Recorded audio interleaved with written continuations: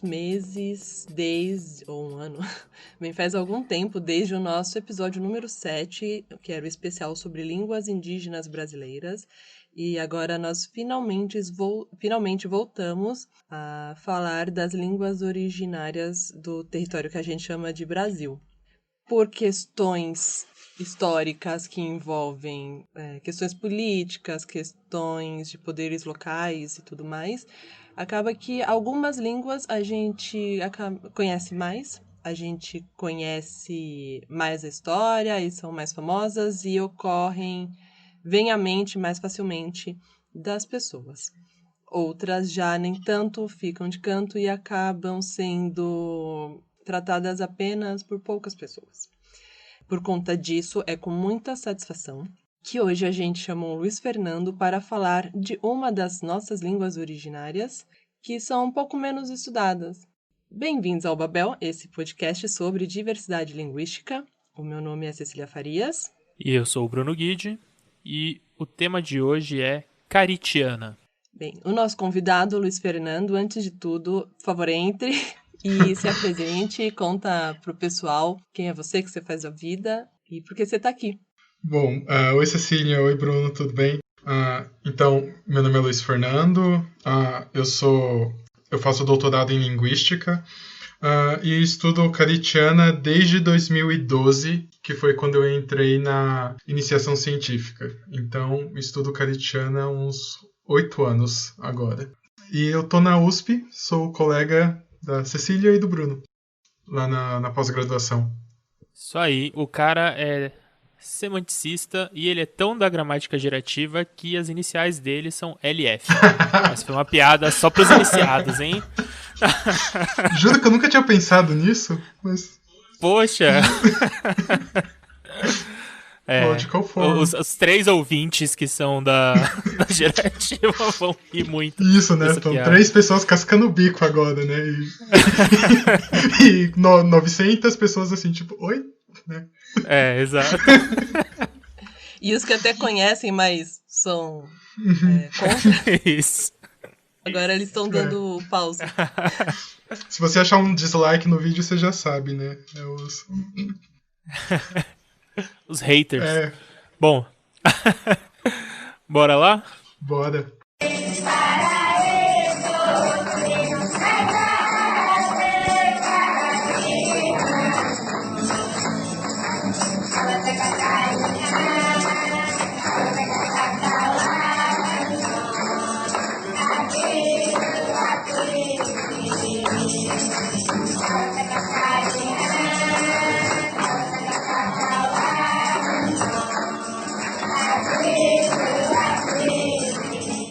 Fernando, e começa contando pra gente onde que essa língua é falada hoje, por quem e tal. Conta aí. Então, essa é uma língua, ela é falada na floresta amazônica, na parte brasileira, né, da floresta amazônica, que cobre alguns países da América do Sul, e a maior parte da língua dos Caritiana, que são a etnia que falam essa língua, vive em uma reserva indígena. Essa reserva está localizada a cerca de 100 quilômetros da cidade de Porto Velho, e eles se distribuem em 5 aldeias. Nem todas estão dentro da reserva. Tem, por exemplo, a aldeia Candeias, que está fora dos limites dessa reserva, mas ainda assim dentro da próxima cidade de Porto Velho, lá em Rondônia. A gente costuma perguntar para quem vem aqui se é a língua oficial de alguma região, né? De algum lugar, e a gente aqui já sabe que não é.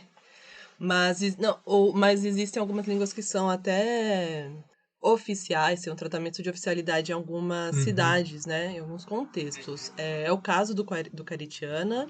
E aproveita e já vamos emendar fala pra gente assim, a família linguística, que tronco linguístico pertence, né? Localiza ela aí com as nossas outras línguas aqui. Então ela não é uma língua oficial. Ela é falada pelo povo caritiana, mas ela não tem nenhum status de oficialidade. E ela pertence à família Ariquém, né, de acordo com a classificação do Arion Rodrigues, e ela é a última remanescente dessa família linguística. Então, não existe mais nenhuma língua da família Ariken que sobreviveu nos dias atualmente. Se você quiser saber alguma coisa dessa família, você vai ter que recorrer ao Caritiana. E o tronco linguístico, o Ariken é uma família do tronco Tupi, né, uma das 10 famílias desse tronco, que é muito famoso porque as pessoas já associam Tupi sabem que o Tupi era falado no Brasil, só que por motivos errados, porque muitas pessoas acham que o Tupi é uma língua, mas na verdade também existe o Tupi antigo, que é aquele que o Navarro ensina na USP, mas o Tupi antigo é uma das mais de 100 línguas tupis. Então, igual você disse, algumas línguas ficam famosas por razões históricas, por razões políticas. O Tupi acabou ficando muito famoso porque foi a primeira língua a ser descrita pela gramática do Anchieta, lá em 1500. E também é a língua que serve de base para o que eles chamam de língua geral, em que era usada bastante aqui no Brasil como forma de comunicação antes mesmo do português. Então, o Tupi fica famoso como língua por causa disso, mas na verdade existem várias, mas é um tronco e existem várias línguas que são desse tronco e elas não são necessariamente inteligíveis. A maioria delas, os falantes eles não se entendem. São línguas tão diferentes quanto, sei lá, o português e o alemão. Muito interessante, Fernando. Eu acho que é um desses casos, né, que a gente chama o todo pelo nome da parte, né? Uhum. O Tupi sendo ali era uma língua membra, né? Uhum. E acaba denominando todo o grupo, e as pessoas acabam até associando com várias outras coisas, né? Falam muito de Tupi-Guarani como se fosse uma língua. Uhum. Enfim. Muita confusão e desinformação aí nesses termos, né? Sim. Mas muito legal, muito interessante de saber sobre o Caritiana. Então, quando a gente fala de Caritiana, né? Quantos falantes tem essa língua? Olha, atualmente, contado na ponta do lápis, são 396. Então, esse foi o censo feito pelo nosso colega Ivan Rocha, de doutorado. Ele fez um censo por um museu. E essa contagem lá de Rondônia, logicamente que pode ter um pouco mais, porque às vezes um caritiana resolve sair e não morar mais junto com os outros caritianos por diversos motivos, então talvez tenham alguns caritianas em alguma parte do Brasil que a gente não saiba. Nossa, muito interessante. Mas não muito mais do que isso, assim, você não vai achar 1000 caritianas sei lá, em São Paulo. Na verdade, tem 1000 escondidos aqui. Isso. Mas o censo... eu acho que uma coisa bem legal desse censo é que eles cresceram 600% nos últimos 50 anos. Então... Cara, era isso que eu tava anotando para te perguntar agora. Porque eu lembro das aulas da Luciana Estorto, ela contando que quando começaram a trabalhar lá, fazer descrição... e um projeto de criar uma gramática, enfim. Tinha um número bem menor de falantes, né? E aí, hoje em dia, aumentou bastante o número de falantes. Conta com mais detalhes? Claro, então, o censo nos anos 70 era de 64. Eles foram até declarados extintos, né? Lá em 57, pelo Darcy Ribeiro, mas foram... entraram em contato novamente, né, nos anos 60, e aí nos anos 70 o censo era de 64 caritianas. A Estorto fez um censo nos anos 90, que eram de 100 e poucos caritianas, e agora o censo está em 396, então você percebe, assim, em poucas décadas, um crescimento bem grande. Eu acho que eles têm um movimento muito forte de tentar restaurar, né, a comunidade, de não deixar que a comunidade morra. Então, um dos pajés, ele casou várias vezes e teve vários filhos, e você percebe, então, agora que tem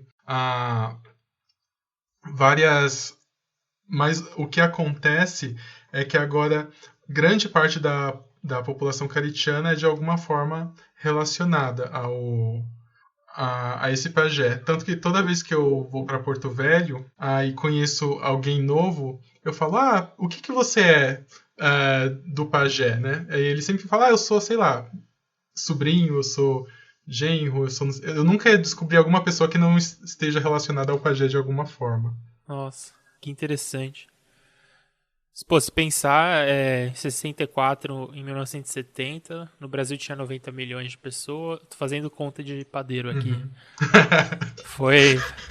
não, cresceu tipo 3 vezes mais, assim. O Bruno com a caneta atrás da orelha, puxando a caneta. Não, mas cresceu 3 vezes mais do que a população, assim. É muito interessante isso, esse dado. Uhum. Não é uma coisa que a gente... A imagem de preconceito de fora, né? Você pensa que todas as populações estão declinando, né? Sim, mas foi uma tentativa consciente, né, de crescimento. Foi realmente um esforço, não foi por parte dos caritianos. Demais. Legal. Fernando, então, assim, é uma população pequena que cresceu muito, mas eles vivem muito isolados? Eles têm, desde os anos 50, eles têm bastante contato, né, com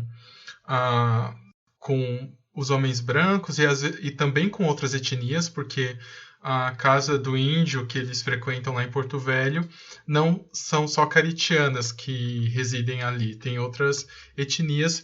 No entanto, mesmo que esse isolamento não seja grande, eles têm regras de casamento que só permitem o casamento entre eles. Então, na sociedade deles, o ideal é você casar com outro caritiana. Isso faz com que o coeficiente de consanguinidade médio deles seja, de acordo com um estudo da Universidade Federal do Paraná, seja de 0,14, enquanto que o coeficiente entre primos, o valor é aproximadamente 0,12. Então você vê que esse coeficiente ele é bem alto para uma população. Isso me lembra o que a gente comentou lá no episódio sobre o islandês, que a galera lá é tudo meio parente e o Ministério da Saúde de lá, inclusive, criou um aplicativo para você, quando conhece alguém na balada, sei lá onde, você coloca o nome da pessoa para saber se é seu primo, Uhum. né? Para saber, bem, se você for do tipo que não pega primo, então você já fica avisado, sabe? Mas se quiser pode também. Nos caritianos são aproximadamente 400, você não precisa de aplicativo, você consegue controlar quem é seu irmão e quem não é. Mas talvez no futuro seja uma ideia interessante. Pô, seguindo esse ritmo de crescimento aí, em breve vão precisar do aplicativo sim. Muito legal.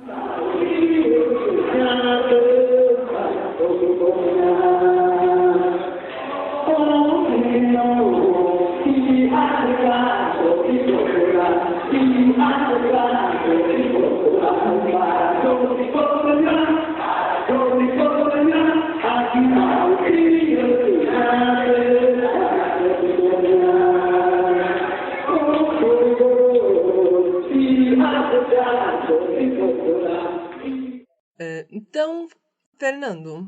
A gente tá chamando de Fernando porque a gente é amigo aqui. A gente já tá impondo aqui a nossa intimidade. Mas para vocês aí, ouvintes, acho que é Fernando também. Acho que ele deixa. É Fernando para todo mundo. É a festa da uva, né? Mas... linguista formado, melhor do que você. Formado, vamos ver. Não, você tem mestrado. Formado já foi. Então, Fernando, conta pra gente, assim, da história da língua e do povo caritiano. A gente sabe muito pouco da história dos caritiana, especificamente deles. O que a gente sabe é que provavelmente eles estão em Rondônia há muito tempo, porque a proposta do Arion assume que Rondônia é o berço do tronco tupi. Ou seja, todas as línguas tupi que existem hoje no Brasil, de alguma forma saíram de lá. Então, provavelmente as línguas que já estão lá, como é o caso do caritiana, nunca saíram. E as línguas tupis que foram encontradas na costa do Brasil, na época do descobrimento, chegaram lá através de migrações. Então, o que a gente sabe é que eles saíram de lá há muito tempo, por causa da proposta do Arion. Então, das 10 famílias linguísticas do tronco tupi, ele estipula que 5 nunca saíram de Rondônia, e as outras 5 que existem no Brasil, na verdade, chegaram através de migrações desses povos. E o que é mais interessante é que propostas genéticas que estão sendo divulgadas recentemente apoiam essa origem. Então, eu estava lendo esses dias na Folha alguma coisa assim: estudos genéticos apontam que Rondônia é o berço de civilizações indígenas. E eu falo, gente, a gente na linguística já descobriu isso há algum tempo, então vocês estão um pouco, sabe? Porque geralmente... Um linguista não é valorizado no Brasil. Não, mas de fato, assim, nunca vi o Arion ser publicado na Folha de São Paulo porque ele colocou que o berço dos Tupi era Rondônia. Agora um geneticista chega e fala a mesma coisa e pá, capa de jornal, parabéns, toma seu troféu de cientista do ano. Então, exato. Então, é isso. Eu acho que a linguística histórica tem muito a contribuir cientificamente, né, porque a gente consegue traçar bastante dessas rotas migratórias só olhando para as línguas que são faladas hoje, a não ser que elas desapareçam. Então, por isso que é importante preservá-las, né? Então, a gente tem essa proposta histórica, então a gente supõe que os caritianos nunca saíram de Rondônia. E o que a gente sabe é que a primeira referência que a gente tem dos caritianos é de 1909, de um tal capitão Manuel Teófilo da Costa, mas essa é a primeira referência formal. No entanto, os caritianos eles têm uma história que se chama Primeiro Encontro com os Brancos, em que eles descrevem o primeiro encontro com os brancos, e apesar de não ser... esses brancos são seringueiros, né, que chegaram lá na época, e eles descrevem basicamente como foi esse encontro com os seringueiros. Isso provavelmente na metade do século XVIII. Pelo que a história narra, esse primeiro encontro foi, por exemplo, com o avô do atual pajé. Então, eu estava trabalhando mês passado com a tradução dessa história, né, com o filho do pajé, e para vocês terem uma noção de como que a história procede, eu estava perguntando, como que eu traduzo essa sentença? E ele, essa sentença traduz assim: os brancos mataram os homens caritianos. Aí eu, nossa, ok, tenso. Próxima sentença. E essa próxima? Os brancos mataram as mulheres. Aí eu, tá, e a próxima? Aí eu já sei. Aí a próxima tinha Ouan, que eu sei que é criança. Aí eu já falo a próxima com a mão na testa. E os brancos mataram as crianças. Então, você vê que pela história tradicional deles, a lembrança que eles mantêm do primeiro contato com o branco, né, com esses seringueiros, não é das mais agradáveis. E fica assim um pouquinho... Não sei se fica um pouquinho pior, mas o contato com os brancos sempre foi problemático, assim, com os caritianos. Sempre houve vários problemas, como a gente vai ver mais para frente. Repete a palavra para criança, para eu aprender uma palavra em caritiana agora. Ouan. Tá. Ouan. Então, em meados do século XX, eles tiveram contato com alguns padres, mas eu acho que assim, o contato mais forte foi com 2 missionários, né, do Sil. Eu não sei se vocês conhecem o Sil. Sim, mas conta pra galera que, bem, é uma Organização que tem muita ligação com a história de vários povos indígenas, no fim das contas, né? Sim, o SEAL ele tem ligação com muitos povos indígenas, não só no Brasil, mas na África, em várias partes do mundo. Ele é o Summer Institute of Linguistics, e apesar desse nome bonito, né, tipo Instituto de Verão de Linguística, é uma organização missionária cujo objetivo é traduzir o Novo Testamento para várias línguas e catequizar essas populações. Então, o David e o Rachel, eles eram desses SEAL, e eles estudaram Karitiana por algum tempo a fim de descobrir os aspectos gramaticais da língua e poder fazer uma tradução do Novo Testamento. E em boa parte eles conseguiram. Assim, boa parte dos Karitianas são evangélicos e apesar de eles trazerem terem algumas descrições linguísticas que, para uma descrição inicial, eu considero uma descrição boa, assim, se você comparar com a Anchieta, que tenta colocar o tupi igual ao latim, ele tenta descrever o tupi a partir da gramática do latim. Esses linguistas do SEAL, eles tentam descrever a gramática da língua a partir da própria língua. Então, eu acho que eles são o primeiro passo importante linguisticamente, só que o estrago, eu acho que não compensa o estrago que eles fazem em relação ao apagamento da cultura. Porque todas as histórias, todas as narrativas têm que ser reinterpretadas de acordo com a Bíblia. Né? E tem, enfim, vários trabalhos famosos, né, de missionários. Parece que quando a gente fala missionários trabalhando com indígenas, talvez no imaginário da maioria das pessoas venha a imagem do século XVII, século XVIII, né? E, na verdade, isso rola muito ainda, né? Uhum. Ainda temos missionários. A gente tem inclusive, o Daniel Everett, né? Que veio descrever os Pirahã. Sim. Que vira e mexe falam pra gente no Twitter fazer um episódio do Babel sobre Pirahã. Boa sorte. Mas ele veio como missionário, né? Pelo SEAL também. Então é uma ferramenta super importante que traz, assim... vamos lá. Traz dinheiro para pessoas fazerem pesquisas descrevendo línguas indígenas. Né? Traz pesquisadores para fazer isso, mas a um custo muito sinistro, né? Uhum. Uma coisa que precisa ser problematizada.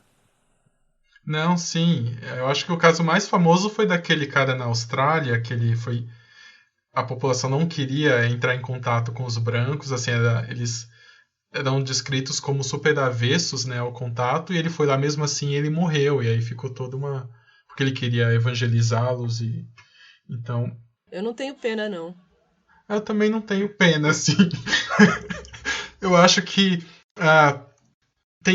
é problemático de vários pontos assim, do ponto de vista da saúde, você coloca essa população em risco, ponto de vista cultural, assim, o estrago que você pode trazer é tão grande que, assim... mania de gente branca, né, de ficar... eu quero, eu vou. E é o epistemicídio em todos os níveis, menos no linguístico, né? Então, quando a gente vê língua só como uma das expressões de cultura, a gente pode até falar que é válida a iniciativa, mas quando você vê língua como uma parte de todo um mecanismo cultural, fica muito, muito pesado, né? Tipo, tá bom, vai lá, ensina, mas aí apaga todas as histórias. Por exemplo, as histórias que contam que os primeiros contatos com o homem branco foram contatos de assassinato, né? Enfim. Você falou da narrativa, eu fiquei bem abalado aqui. E assim, vem muito dessa desassociação da língua com outras coisas, outras esferas da vida, né? E aí vai o linguista e que ele quer o quê? Ter uma língua para estudar e foda-se o resto, né? O que importa é ele ter lá um objeto para ele e não presta atenção que tem gente que fala aquela língua, né? E para de olhar para os seres humanos que falam aquela língua, né? Sim. E eu acho muito importante, porque quando a gente estuda história, você sempre vê, nossa, o contato com os indígenas foi violento, olha como, sei lá, os espanhóis dizimaram as populações. E assim, pelo que o contato com os indígenas não foi violento, ele é violento. Assim, você tem uma história super, assim, recente, não é dos... Quando a gente fala desses assassinatos, você não está falando de 1500, você está falando de 100 anos atrás. E até hoje você tem um enfrentamento em relação a essas populações. Exato. Bom, então, o Landin ele foi responsável por criar a primeira ortografia, e ela foi bastante ela é bastante rejeitada por ser mais fonológica do que fonética. Por exemplo, você, na palavra casa, você escreve com S, mesmo que você fale essa palavra, a sua pronúncia desse S seja Z, porque, teoricamente, isso é previsível. Você fala, olha, entre duas vogais, todo som S vai virar Z, então você tem uma regra fonológica que é previsível, então você representa o fonema e não foneticamente, que é da forma como você fala.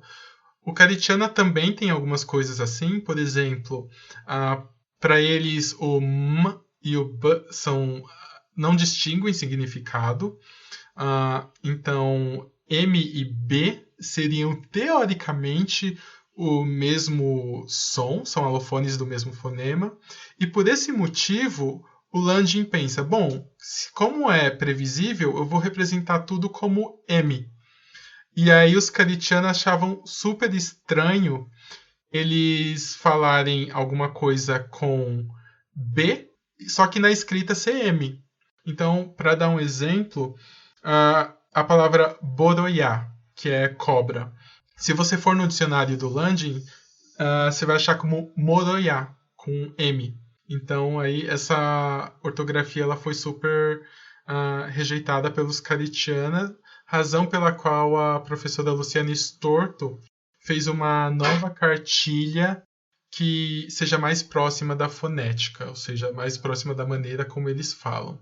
Mas, no entanto, mesmo essa nova ortografia, alguns caritianos têm um problema com ela, porque pode, por mais incrível que pareça, há variação. Entre 400 falantes, há uma variação dialetal na maneira como os mais velhos falam e na maneira como os mais novos falam. Então, alguns professores acham que você tem que escrever próximo à variante mais nova. Então, e aí você fica nessa briga em qual variante você representa quando você cria uma ortografia. E como você não tem um governo que bata o martelo, você aí não fica sem solução. É que não tem uma política linguística, né, para isso, para... Sim, E uma coisa também que influencia muito é, por exemplo, você pode até, como linguista, tentar implementar uma política linguística, mas você vai ser uma pessoa que não é falante nativo do Caritiana, e aí o falante do Caritiana, ele vai falar, quem é esse branco querendo falar como que eu tenho que escrever a minha língua? Sabe, não é uma coisa de um Caritiana. Eu acho que se tivesse uma política linguística, para ter mais sucesso, ela teria que ser implementada pelos próprios caritianos, assim, num grande acordo. Com o Supremo e com tudo. Isso. Como eu disse, a história dos caritianos, ela é cheia de bafão, né, de problemas trazidos por nós, geralmente, né, as pessoas brancas. E, por exemplo... tem um grande caso bem conhecido, assim, já saiu na Folha de São Paulo, já saiu do The New York Times, que é o caso de biopirataria de material genético de Caritiana, que ocorreu nos anos 70. Da mesma forma que você pode, sei lá, fazer pirataria de animal, sei lá, igual o caso da Naja, que o cara trazia as cobras, você tem biopirataria, que é você piratear, tipo, levar para fora um material genético, né, sem a permissão. Então, nos anos 70, os caritianos eles chegaram os americanos de avião e coletaram aparentemente mentiram que eram profissionais da saúde e coletaram amostras genéticas. E os Caritianas descobriram que essas amostras em sites por $50. E elas estão em bancos da Universidade de Yale, em alguns laboratórios. Então os Caritianas ficaram bastante revoltados com isso. E aparentemente teve uma confusão, porque nos anos 90, uma equipe de brasileiros foi lá coletar. Eles aparentemente entraram com o objetivo de fazer um documentário, mas eles coletaram sangue de todos os Caritianas. Assim, deram bombom e chocolate. E aí, os Caritianas descobriram o material genético à venda nos Estados Unidos e associaram com essa outra coleta dos anos 90. E o que falam é que houve uma confusão, assim, que aí eles ficaram revoltados por causa que eles pensaram que essas pessoas estavam coletando para vender e que eles não receberam assim nada em troca.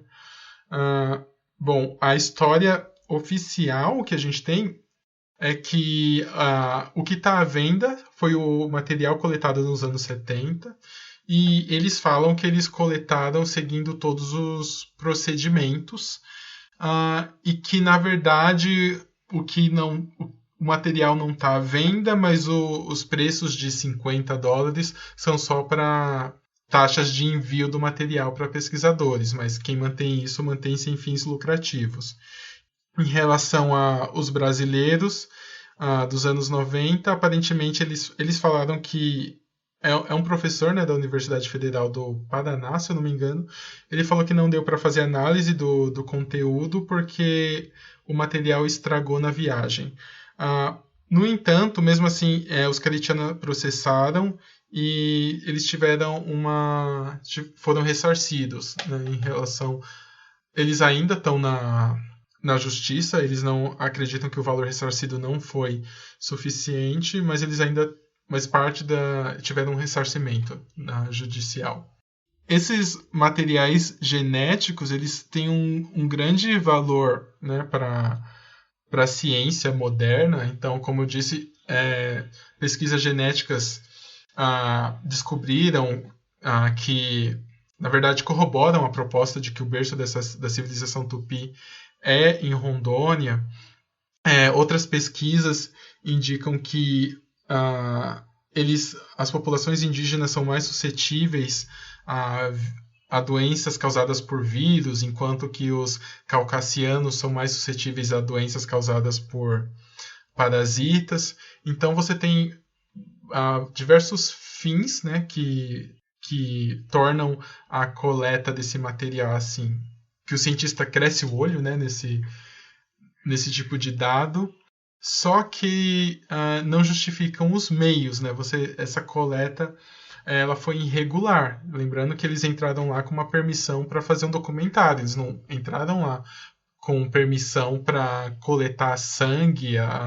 Então, esse é um dos motivos. Fora que eles não entendem muito bem como que esse sangue é usado. E eles têm uma cosmologia diferente que deve ser respeitada, né? Muitas populações indígenas no Brasil, o sangue é considerado parte, então você tem que, se você é enterrado sem parte do seu sangue, isso você de alguma forma sua alma não vai ficar em paz. Então, para a cosmologia de algumas etnias, seria importante reaver esse sangue. Agora eu vou chamar o nosso outro convidado do dia, que é Átila Yamarino, para explicar essa questão aí da brincadeira. Nossa, é muita dimensão para ter em mente mesmo. Ai, gente, eu queria pedir desculpa uma coisa. Começou uma britadeira aqui do meu lado. Porque a Prefeitura de São Paulo é esse demônio. É isso, gente. É noite. Não vou revelar o horário pra galera, mas é noite, é bem noite. E aí tem uma britadeira aqui, tá? Na minha esquina. E qualquer coisa, a culpa não é minha, é da família Covas. Bom. Nossa, mas assim, apesar das piadas, mas puta que pariu, que história horrorosa, né? roubar sangue das pessoas, cara. Sim, eu acho que, assim, independente de se a história foi explicada ou não, você tem que ter muito cuidado quando você lida com essas populações, você tem que explicar, você tem que deixar muito bem explicado para que você tem que conseguir primeiro todas as autorizações, né? Então, se você vai fazer pesquisa, você tem que conseguir sua autorização com o Conselho de Ética, você tem que conseguir a sua autorização com a FUNAI, antes de tentar coletar esses materiais, e depois você, assim, tem um problema que você fala, mas eu usei um termo de consentimento padrão. Aí você fala, ok, você usou um termo de consentimento para uma população cuja língua nativa não é o português. Duvido que o consentimento esteja escrito em caritiana. Assim, há várias questões de tipo, tudo bem, o seu consentimento está assinado, mas isso não prova que eles entenderam, sabe?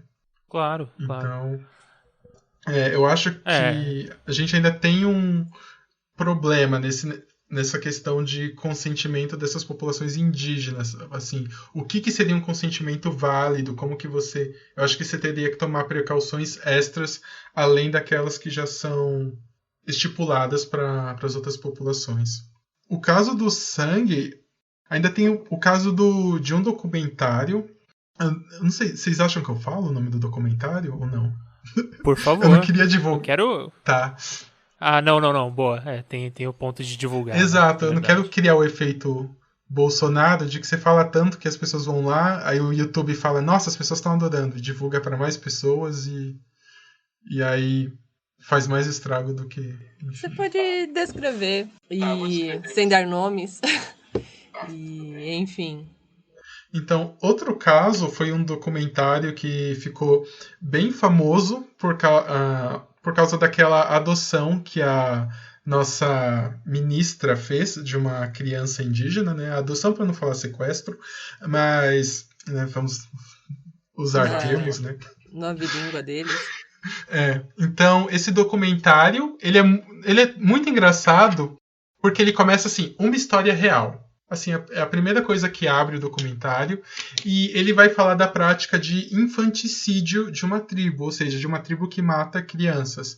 E de acordo com o documentário, né, as crianças que nascem com algum problema, elas são enterradas vivas. E aí eles vão mostrar um ritual que eles gravaram de uma criança sendo enterrada viva. Mas na real, esse documentário não é real, ele é tudo em encenação, né? No melhor jeito de conhecerei a verdade, né? E a verdade os libertará. É tipo assim. Então, criado por um grupo evangélico, esse documentário. Os indígenas que participaram desse documentário, eles foram pagos como atores para fazer toda aquela encenação por uma associação cristã. Então, sabe, no maior jeito de, tipo, eles passaram chocolate na cara das crianças para fingir que as crianças estavam sendo enterradas vivas, enfim, para representar aquele ritual teoricamente verídico. Alguns dos atores que foram pagos eram caritiana. E pelo que os caritianas foram informados, né, eles falaram que eles chegaram na associação e chamaram eles para fazer um teatro e fizeram essa gravação, mas eles nem sabiam para que... Eles falaram que iam ser fotos, né, não falaram que ia ser gravação, então chamaram para fazer esse teatro, falaram que iam tirar umas fotos, mas gravaram tudo e disponibilizaram na internet como um documentário verídico. E aí... Os caritianos, eles não têm nenhum ritual infanticida. Você percebe que há vários níveis de mentira. Tipo assim, primeiro que você contratou atores de uma etnia que não tem o ritual que você está falando que existe. E esse é um dos argumentos que a Damares usa na adoção da criança indígena, porque teoricamente ela estaria salvando a vida dessa criança e tudo mais. E os caritianos entraram com um processo contra os autores do documentário porque eles se sentiram lesados, que atualmente esse processo corre no Ministério Público. Cara, show de horror. Assim, show de horror. Eu tenho só uma coisa, pra falar a respeito, que eu acho que é impressionante como tem uma construção muito maligna aí que faz ressoar esse tipo de coisa, que é a noção de índio, né? Que, assim, basicamente existem centenas de grupos linguísticos, vamos falar de grupos linguísticos em primeiro lugar, que representam sei lá quantas culturas, né? Cultura é um negócio um pouco mais difícil de medir do que necessariamente língua. Enfim, às vezes você pode ter pessoas que falam mais de uma língua, mas que pertencem a um grupo cultural específico e tal. Mas existe, sim, alguns... enfim, pelo menos eu já vi relatos e documentação a respeito de algumas tradições indígenas que têm alguns hábitos que envolvem infanticídio, em alguns casos específicos, né? Em algumas culturas. Só que aí é isso. A base fundamental para as pessoas acreditarem nisso é achar que existe cultura indígena, né? Como se fosse uma coisa só e não, na verdade, sei lá, centenas de culturas diferentes que a gente engloba no mesmo lugar, na mesma categoria. Então, acho que esse é um negócio que me chama muita atenção, assim. É claro, assim, é um dos pontos, né? Todos os outros pontos é tipo um absurdo que esses desgraçados fazem pra justificar coisas como tráfico infantil, né?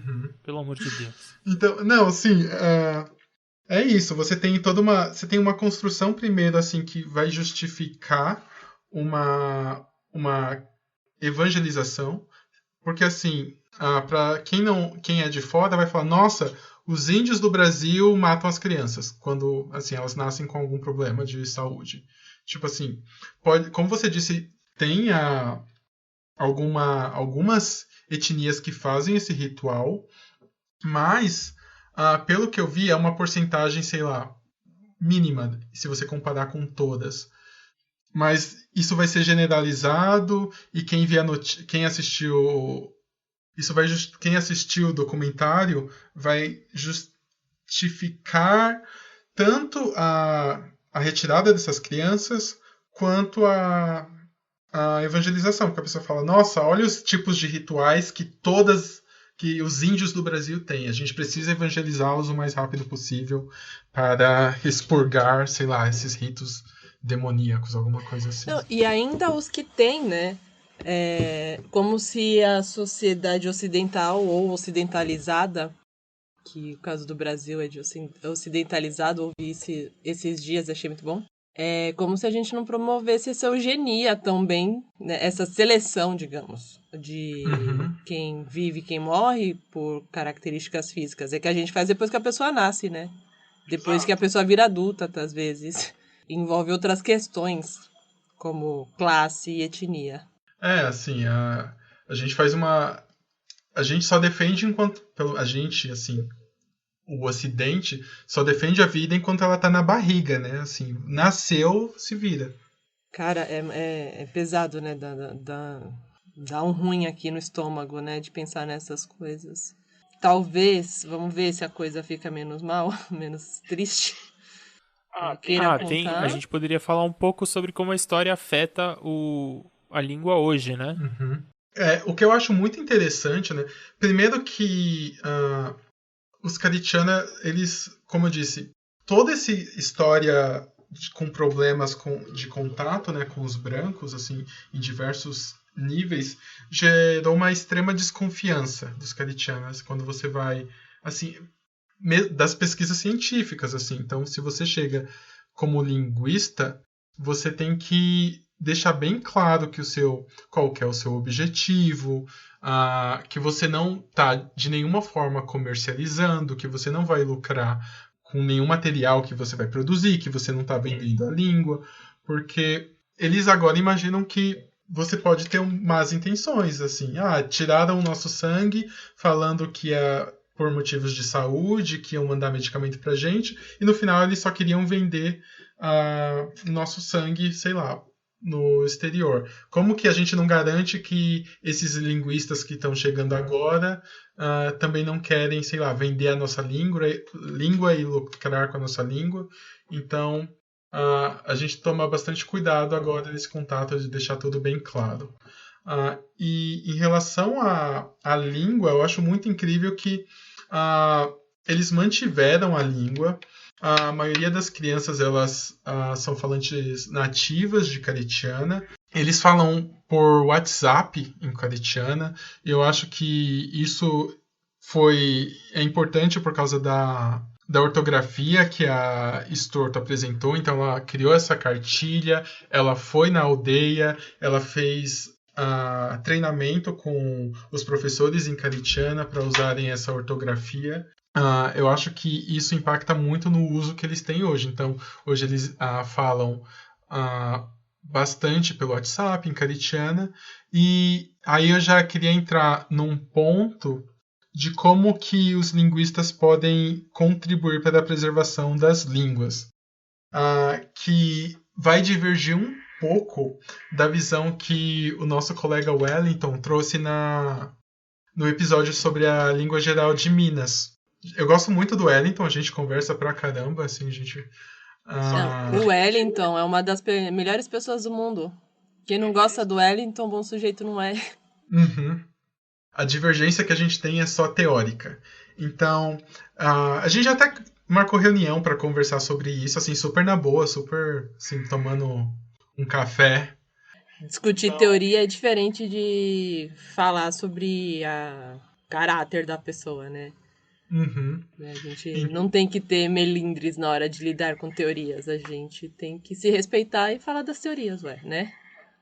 Então, falando de maneira bem superficial sobre a perspectiva com a qual ele trabalha, que é a do Muff Wayne, ela vê a língua como um ser vivo e observa o desaparecimento da língua como um processo natural e que, assim, que está totalmente relacionado com o ambiente. Então, a gente até discutiu o quanto as ações dos linguistas podem mudar o ambiente. E o que o Wellington me explicou é que nessa teoria não vê que os linguistas têm um grande impacto, porque apesar as nossas descrições não mudam várias outras questões, como questões econômicas, às vezes eles abandonam a língua por uma inserção na sociedade branca, então eles estão mais perto da cidade, eles não veem por questões políticas, enfim. Às vezes os linguistas não atuam de uma maneira global para mudar esse ambiente. E por esse motivo, às vezes as ações não podem ser muito efetivas. E eu concordo com o Wellington em até certo ponto, assim. Eu estava discutindo com outro linguista sobre isso, sobre os métodos de preservação. A gente tem que conversar, porque eu tô, enfim, lidando com isso e lidando como foi, inclusive. Que legal. Tem opiniões. Eu discuti isso com a Caroline Aubert, que vocês convidaram para o Goles de Linguística, que ela trabalha com documentação. E a documentação é mais ou menos você vai na aldeia e você faz várias gravações, recolhe o máximo de dados que você puder, volta e coloca isso num banco e você fala, olha, essa língua está documentada. E em relação à documentação, eu realmente acho que é pouco efetivo. Assim, eu acho que ou a escrita de uma tese. Então, se você vai lá, só escreve a sua tese, ou se você só grava os dados e volta e não faz mais nada, realmente, eu concordo com ela. Então, a sua iniciativa como linguista não foi nada efetiva. A gente tem uma descrição gramatical, mas a língua vai morrer de qualquer jeito. Porém, se você, além da sua tese, você vai e faz alguma outra coisa, por exemplo, você cria uma ortografia, aí sim você tem como eu posso falar, uma intervenção mais efetiva nesse sentido de preservação. E aí o exemplo que eu dou é a ortografia criada pela Storto, que possibilita eles usarem o WhatsApp, porque se você pode escrever em WhatsApp na sua língua, você não vai precisar recorrer a, sei lá, outra língua. Você fala, olha, minha língua tem ortografia, eu não vou migrar para o português. Enquanto que se você só tem o português como uma língua que você possa registrar, isso pode enfraquecer a língua culturalmente, falando alguma coisa assim. Eu acho que tem uma coisa a gente tem que tomar um cuidado com Não é generalização a palavra que eu queria usar, mas é a que me veio agora, vou usar ela. Ou ser categórico, né? Que isso funciona e aquilo não. Mas que é uma série de fatores envolvidos, né? Eu só falo isso porque eu estudo a questão lá da Galícia, e aí você percebe na história que o momento que eles tiveram mais políticas linguísticas, mais descrição, não sei o quê, é o momento em que a língua vai sendo mais valorizada, inclusive, né? Então, Uhum. ou mesmo que, assim, a porcentagem de gente que fala galego lá é maior do que a porcentagem de pessoas que falam catalão na Catalunha. Em números proporcionais, né? No entanto, a Catalunha tem o catalão tem um prestígio muito maior. É muito mais conhecido em outros lugares, no mundo. Uhum. Então, é só um ponto assim, não é só isso, sabe? Sim. A Anna Miller está com uma iniciativa bem legal agora de criar livros de histórias caritiana. Então, ela criou alguns léxicos. Então, um dos alunos dela foi na aldeia, pegou os pássaros, pegou qual que é o nome em português e pegou o nome em caritiano. Então, agora você tem esses manuais com várias ilustrações de pássaro com os nomes em caritiana. Ela tá fazendo um livro de histórias em caritiana, que é esse que eu falei que estava trabalhando na tradução, e isso ajuda porque uma coisa que eu quero falar também é que o Brasil, ele coloca que tá na nossa legislação que toda etnia ela tem direito de ter educação na sua própria língua. Eu não sei se vocês sabiam disso. Nossa. Uhum. Então, se você é Que caritiano, na prática é muito complicado. você tem o direito de ter a educação na sua própria língua. Só que não existe material nenhum. Assim, olha, você tem direito, mas não existe material nenhum em matemática, em geografia, assim, todos os materiais que a gente consegue fornecer estão em português. Então, assim, como que você cumpre a lei na ausência disso, sabe? Então, a Anna Miller começou, pelo menos na iniciativa de gramática, o Lucas tem um pequeno manual que é assim, o que é um sujeito, o que é um objeto, o que é um verbo, o que é tempo, aspecto, modo, tudo isso com exemplos em caritiana, para serem usados nas escolas indígenas, né, para eles aprenderem com exemplos da própria língua. E agora com as narrativas, né, escritas em caritiana, você consegue ter um material para alfabetização. Você pode ensinar ortografia e depois você tem alguma história que você pode ler com as crianças, por exemplo. Não a dos encontros com os brancos, ou talvez sim.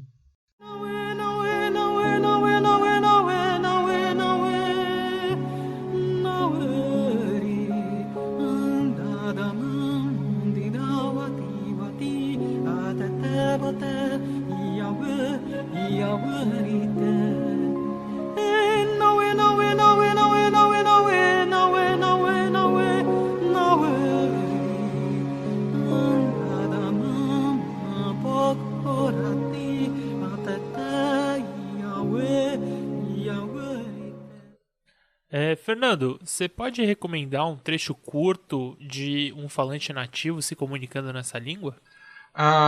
Bom, existem, assim, chegou em duas das aldeias que eu saiba tem internet, né, que é a aldeia central, e Candeias também tem internet, e então tem vários trechos do Caritiana disponíveis no YouTube. Então, se você colocar assim, Caritiana no YouTube, você vai achar vários canais de pessoas caritiana.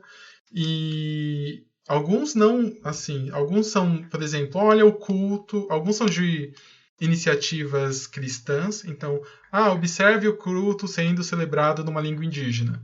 E aí você tem, por exemplo, um culto sendo parte de um culto em caritiana. Mas não só, você tem outras pessoas assim falando da língua. Olha, se for para usar, eu recomendaria tem os CDs de músicas que são publicados. Porque os do YouTube a gente teria que falar com eles e pedir autorização.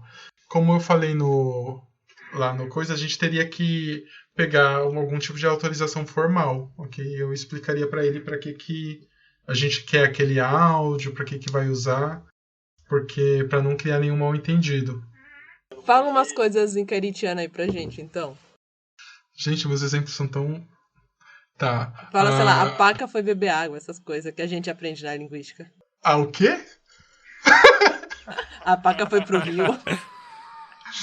Essas coisas que a gente aprende Tá, em língua não indo-europeia. Tá, então o Wellington vai até me zoar. Então, tassou na Boroyá. Então, uma coisa que vocês vão ver, então desculpem a minha pronúncia. Vocês vão ver depois nos aspectos da língua que a língua tem 20 vogais. Então, assim, se a gente comparar com o português, tem muito mais vogais que a gente. Eu não sei fazer todas as vogais perfeitinhas, mas... Ok, então a gente tem tassou na Boroyá, que é o homem matou a cobra. É a sentença que vai aparecer em todos os meus trabalhos, assim. E o Wellington sempre me zoa porque ele fala que todo mundo usa uma sentença com tassou, que é homem. Então ele fala, gente, vocês sempre vocês que estudam caritiana ficam tassou pra cá, tassou... Enfim, porque sempre tem isso. Então tem tassou na kaat asadetã, que é o homem... Vocês já sabem que tassou é homem, então o homem comeu banana... Canta uma música aí pra gente. Não, uma música, infelizmente, eu não sei. Tudo bem, a gente vai dar um boi pra você agora e vai deixar passar essa sem música. Manda um freestyle aí, um rap freestyle. Sabe aquele vídeo que você pega uma sentença que a pessoa fala e transforma numa música, sei lá, de 3 minutos, sabe? E agora eu tô Tim presa? Maia, Vocês já leia o viram livro esse? da cultura racional. Leia o livro da cultura racional em caritiana. Ai, meu... Ok. Ai, caralho. Bom, depois da gente ouvir um pouco o som do caritiana, vamos falar um pouco das características linguísticas, então, desse idioma. Uhum. Você, assim, imagino que você tenha trazido alguns destaques aí pra gente. Bora lá? Então, o primeiro fato é que eles têm 20 vogais, de acordo com a tese de doutorado da Luciana Storto. Então, ela dá lá todos os pares mínimos dessas 20 vogais, que é vogal pra caramba. Eu sempre me impressiono, porque o espanhol tem 5, o português tem 7. Eu acho que o inglês é a língua que eu conheço com mais vogais, eu acho que tem 15, 16, alguma coisa assim. Então, 20 vogais pra mim é vogal pra caramba, é quase o nosso número de consoantes. Outra coisa que me chama a atenção é que os nomes eles não têm morfologia. Então, como a gente falou antes, o one é criança. Então, você não tem uma morfologia de plural. Se você quiser falar crianças, você fala o one. Você não tem morfologia de gênero, você não tem assim masculino e feminino. Os nomes eles não têm nenhuma morfologia. Enquanto que os verbos eles têm bastante morfologia. Então, enquanto você não tem plural no nome, você tem plural de verbo. Então, por exemplo, enquanto você não designa um plural para crianças, você tem plural, por exemplo, de idas. Por exemplo, você tem que falar uma ida, 2 idas, você marca o plural dos eventos nos verbos. A orientação temporal deles eu acho bastante interessante. Então, eles são uma língua do sistema futuro e não futuro. Então, enquanto o português marca presente, passado e futuro, morfologicamente, o caritiano ele tem uma morfologia para não futuro, que pode significar tanto presente quanto passado, quanto uma morfologia para futuro. Essa língua ela não tem nenhum artigo, então não tem algo como o, a, uns, umas, não tem nenhum demonstrativo, não tem algo como este, aquele, não tem nenhum quantificador, não tem nada, assim, todos, não tem... Então, tudo isso que a gente chama de determinantes, né, artigos demonstrativos e quantificadores, não tem. Eu acho essa característica muito relevante porque tem uma proposta na gramática universal de Chomsky, né, tem algumas pessoas que falam que demonstrativos é uma categoria universal, ou seja, devia estar presente em todas as línguas. Então é muito interessante quando você propõe algo que é universal e aí alguém chega a falar, e essa língua aqui? Eu não achei, sabe? Ela é núcleo final. Isso significa que por exemplo, o português ele é núcleo inicial, então muitas das coisas vão parecer que tem a ordem invertida. Então, por exemplo, a gente vai ter preposição e o substantivo, por exemplo, para mim. No caritiano a gente vai ter substantivo, preposição. Por exemplo, se você quiser falar alguma coisa como... deixa eu ver o meu exemplo. Aqui que eu anotei. Porto Velho, PIP. Em vez de você falar alguma coisa como para Porto Velho, você falaria alguma coisa como Porto Velho PIP. Então esse PIP seria a pós-posição, não uma língua com preposição, é com pós-posição.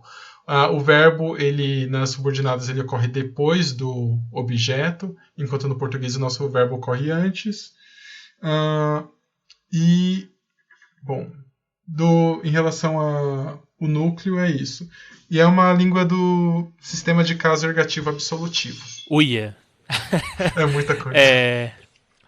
Não, talvez seja interessante. Bom, vamos lá. Eu tomei uma gin tonic e meia aqui. Eu não sei se eu estou em condições de explicar corretamente a diferença entre nominativo acusativo e o sistema ergativo absolutivo.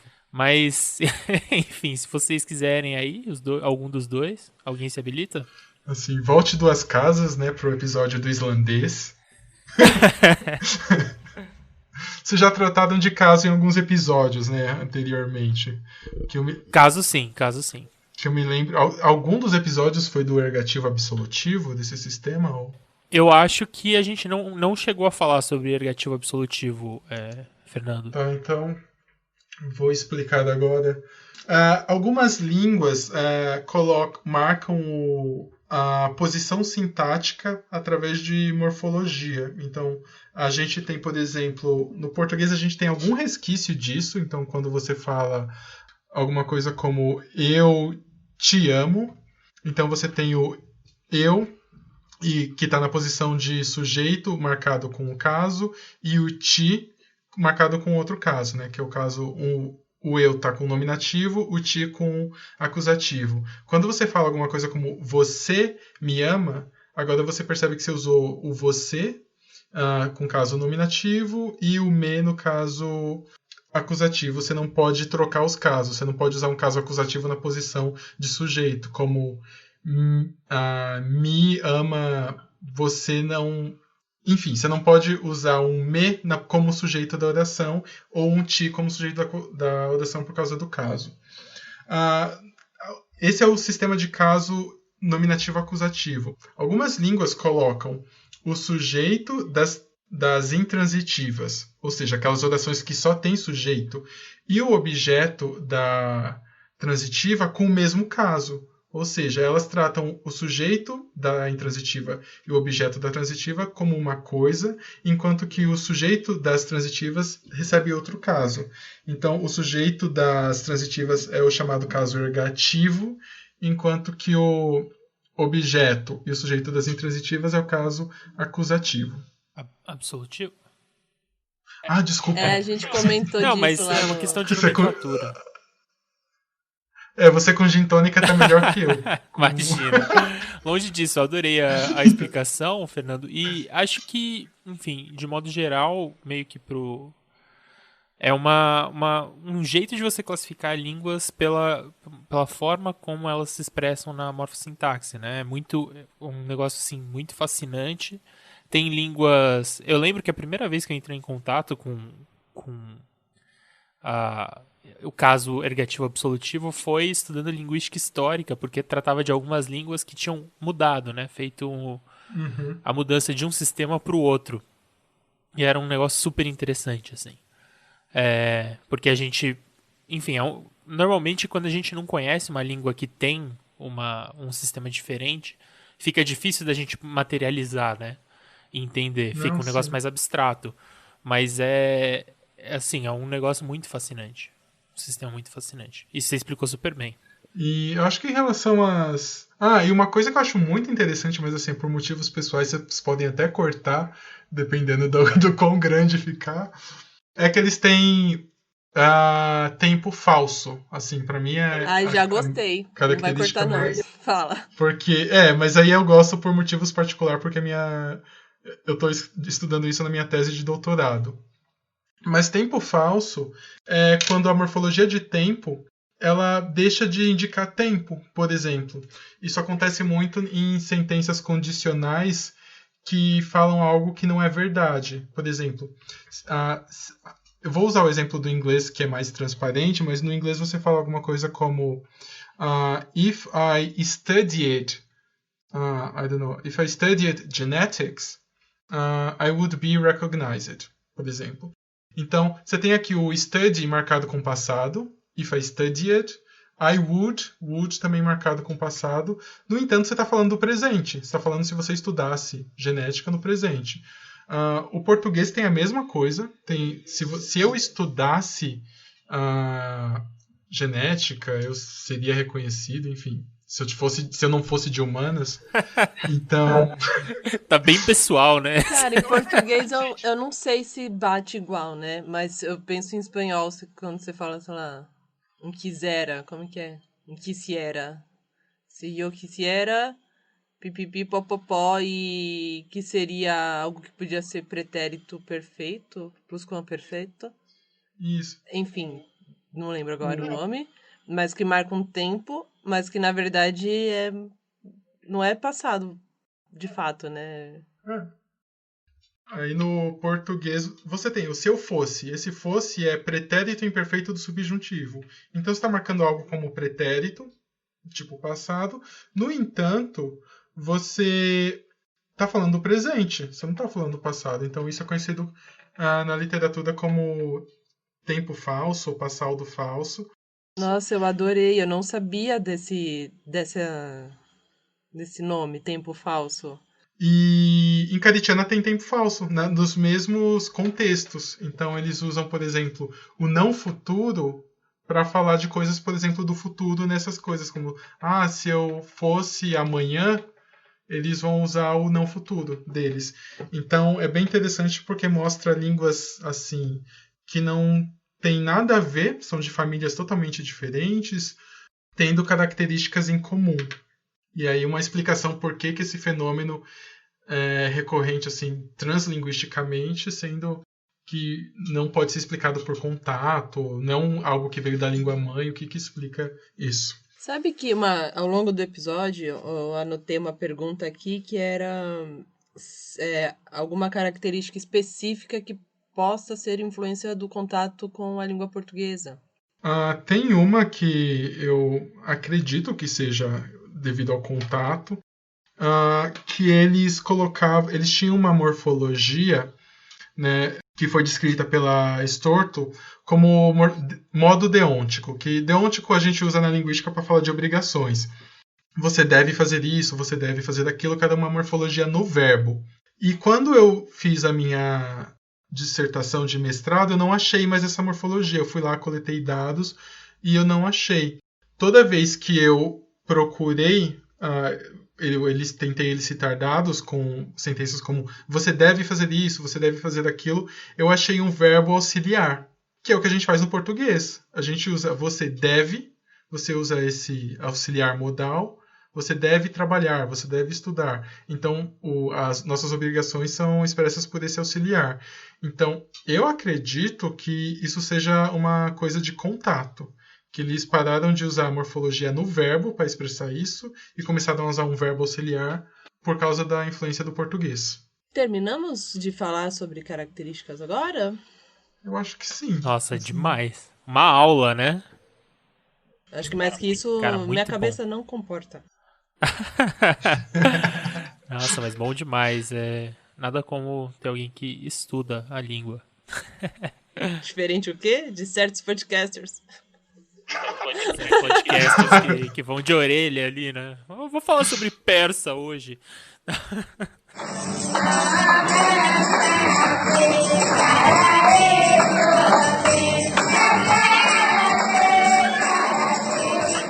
Agora que a gente ouviu tanta história, boas e ruins, né, inclusive, aprendeu tanto de características dessa língua, como é que a gente aprende essa língua? Então, você compra uma passagem para Porto Velho, de preferência só de ida, e passa uns bons 2 anos na aldeia. Bom, enfim, não temos nenhum material pedagógico para aprender caritiano. A gente tem muita descrição. A Karin sempre fala que tem uma... Assim, o caritiano ali, como a Estorto, ela teve um papel muito, assim, fundamental na descrição da língua, porque a gente tem, assim, muitas teses e dissertações da USP em relação ao caritiana. A gente tem muitos artigos publicados sobre o caritiana devido ao trabalho da Estorto, depois a Anna Miller entrou junto, que dobrou a quantidade de alunos estudando essa língua, tanto que a Karin até faz uma... A Karin era uma aluna, né? Agora ela é professora da Unicamp, e ela faz uma brincadeira que uma vez ela foi falar do caritiana e a pessoa fez assim um comentário: nossa, a língua indígena brasileira mais estudada, assim, entre os linguistas, tipo... que você fala, apesar de ser ameaçada de extinção, é uma língua muito bem documentada, assim. Eu até arriscaria uma das mais bem documentadas no cenário atual devido à atuação da professora Luciana e da Anna Miller. É que acaba ficando mais no âmbito acadêmico, né? Sim, assim. Não da população de fora disso, né? Mas nada disso você consegue usar para aprender, assim. Igual, assim, se você for ler a minha tese, você vai descobrir sobre tempo falso e só. Assim, enquanto se você for na minha dissertação, você vai descobrir sobre os modos. Aí você vai no artigo e aprende sobre tempo. Você vai aprender muito sobre o funcionamento da gramática, mas pouco sobre a língua. Tanto que é uma das reclamações que como a gente vai lá, coleta os dados pesquisando um fenômeno específico e volta, a gente sabe, assim, consegue falar várias sentenças, mas não tem uma fluência. E a gente é bastante comparado com os antropólogos, que vão lá e moram, assim, chegam a morar mais de um ano com eles e desenvolver uma fluência. Então eles falam, nossa, os linguistas estudam a língua, mas os antropólogos falam o caritiano é melhor. Assim, a gente tem essa comparação. Meu Deus, estamos perdendo para os antropólogos. A gente tem que dar um jeito nisso. Nossa, vamos fazer uma batalha. Linguistas versus antropólogos. Sabe aquele meme do Homem-Aranha apontando pro Homem-Aranha? Sei. Linguistas versus antropólogos. Mas é isso, a gente tem o Lucas fez como eu disse, uma gramática, só que é uma gramática pedagógica também. O Lucas Ciola. O Lucas Ciola, isso. Ele fez uma gramática pedagógica, assim, o que é modo, tempo, sujeito, também. É mais para quem já sabe caritiano aprender essas noções do que para alguém que não sabe caritiano aprender caritiano. Conta pra gente, então, Fernando, sobre esse livro de narrativas, né, que você estava traduzindo.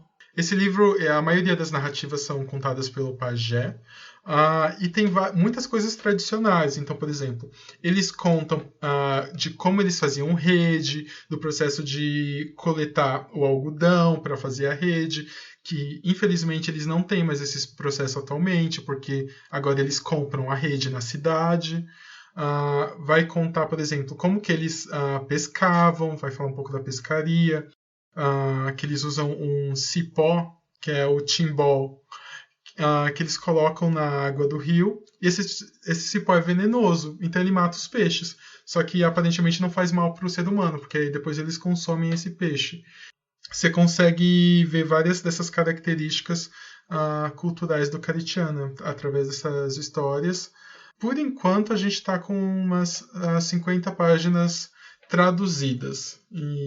E aí a gente vai terminar a tradução e tentar uma publicação para enviar esses livros para as aldeias, para que eles usem tanto como alfabetização, né? As crianças podem praticar a ortografia através dessas histórias, como para guardar essa cultura, né? Porque muitas vezes o contato com o homem branco faz com que eles abandonem algumas práticas, como por exemplo de fazer rede. Então seria interessante eles preservar como que era antigamente. E vai estar disponibilizado de alguma forma que a gente também consiga ver?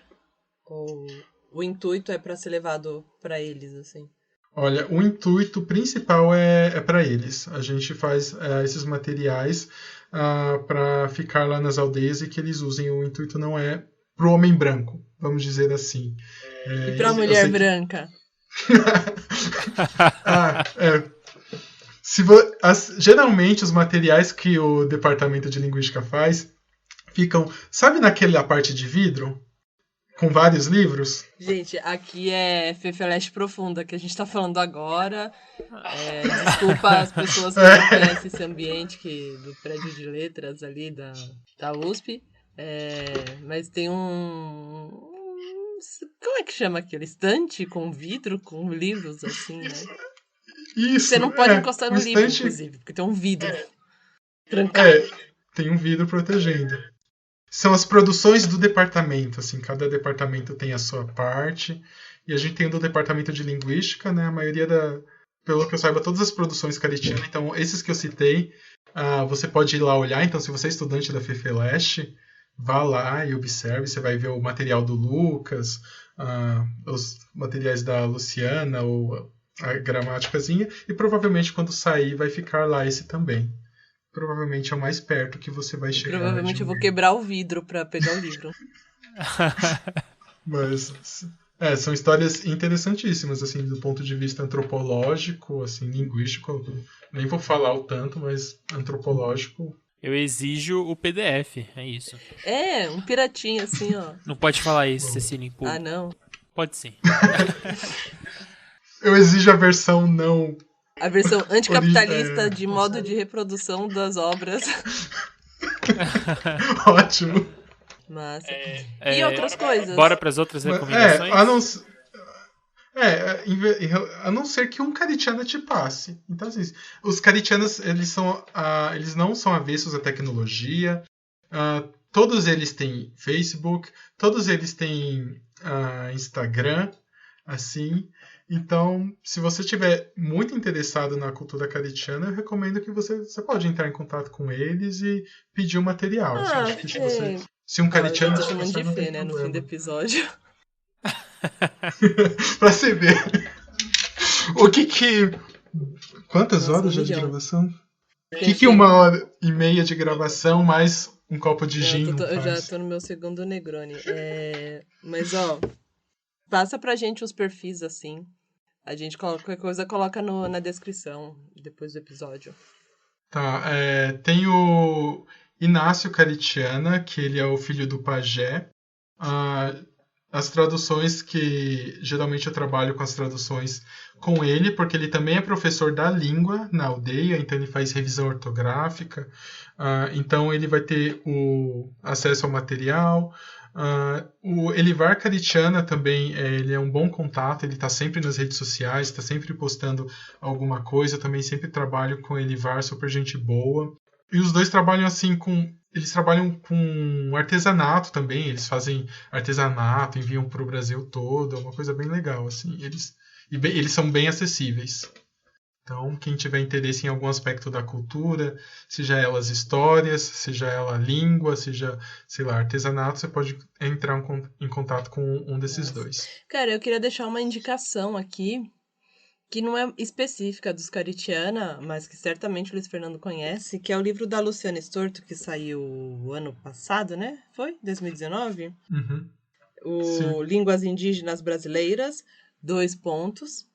Tradição, Universais e Diversidade, acho que foi pela editora da FAPESP, né? Eu sei que teve um lançamento lá na Paulista, se eu não me engano, foi pela... Qual que é aquela livraria? Martins Fontes.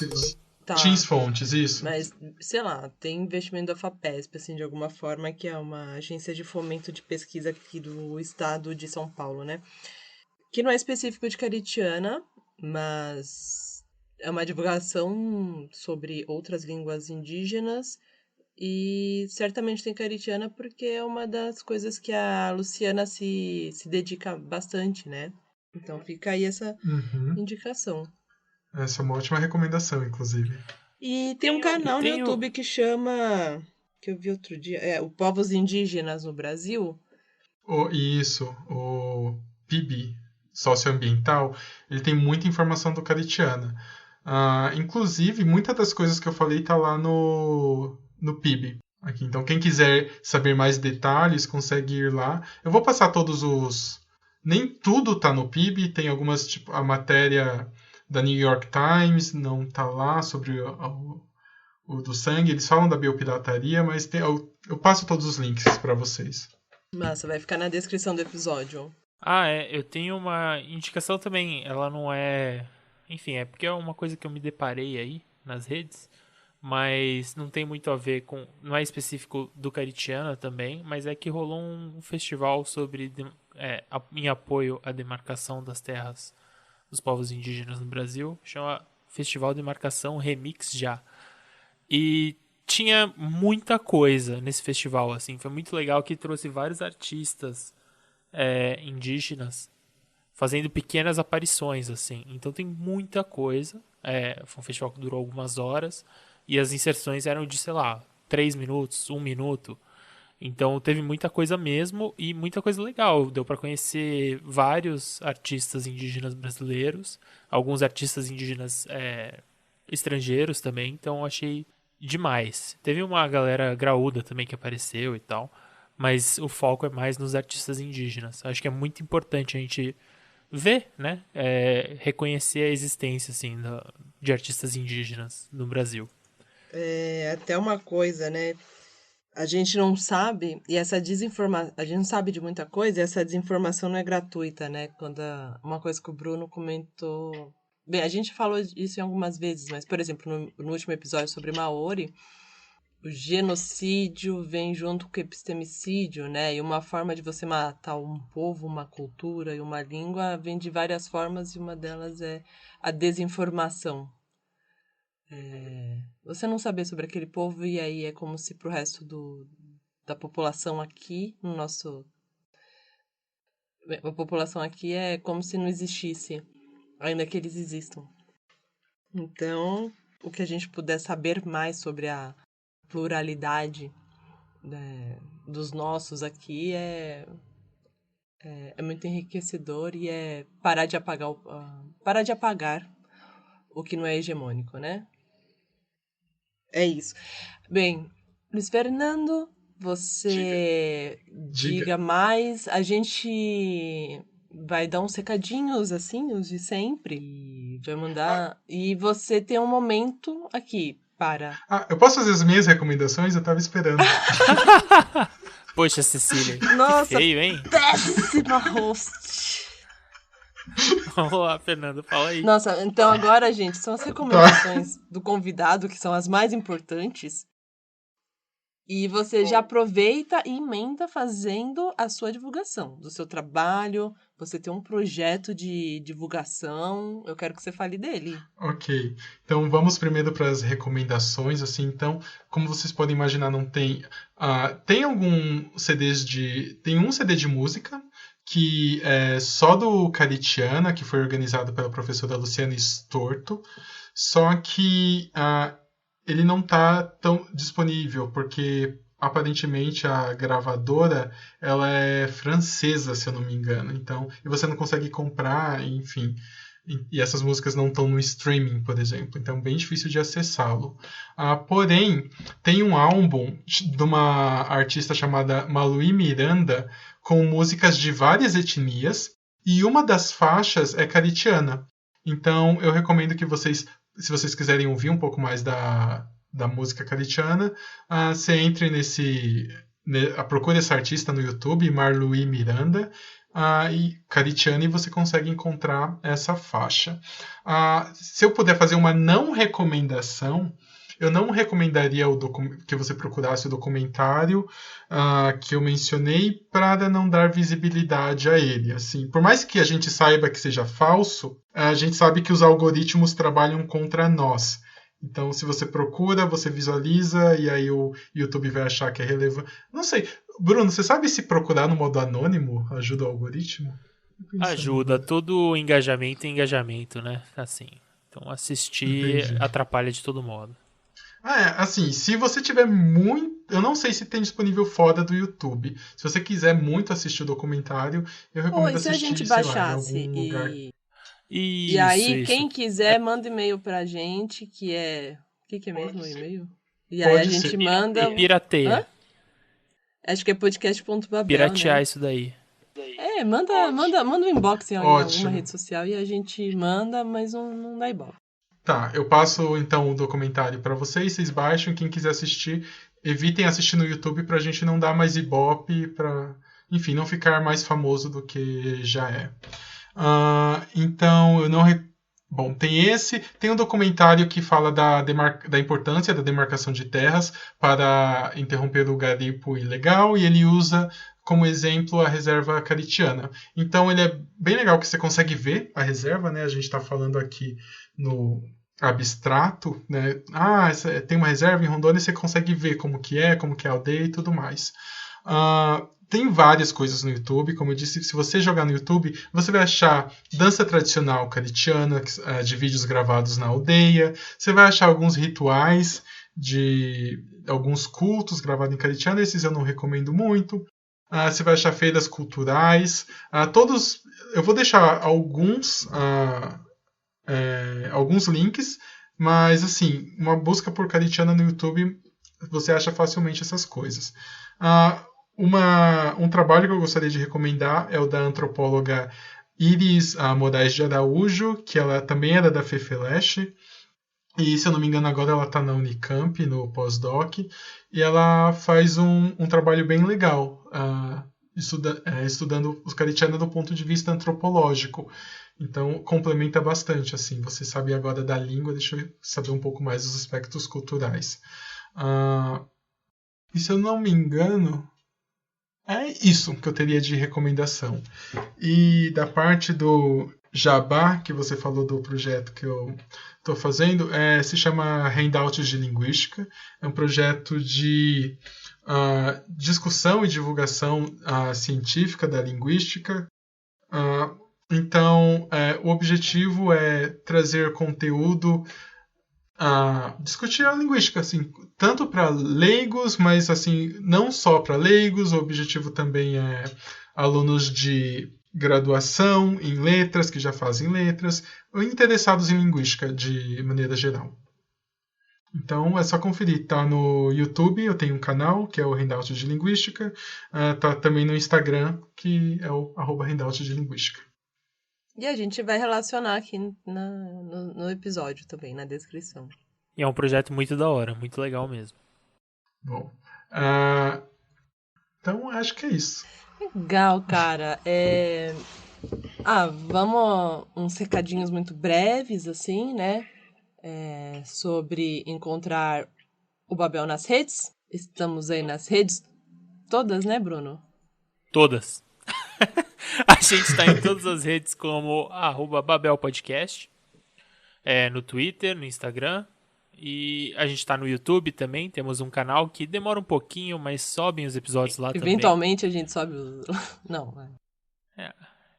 A gente também tem uma campanha de financiamento coletivo que ajuda demais a gente a manter esse projeto do nosso coração, que está lá no apoia.se/BabelPodcast.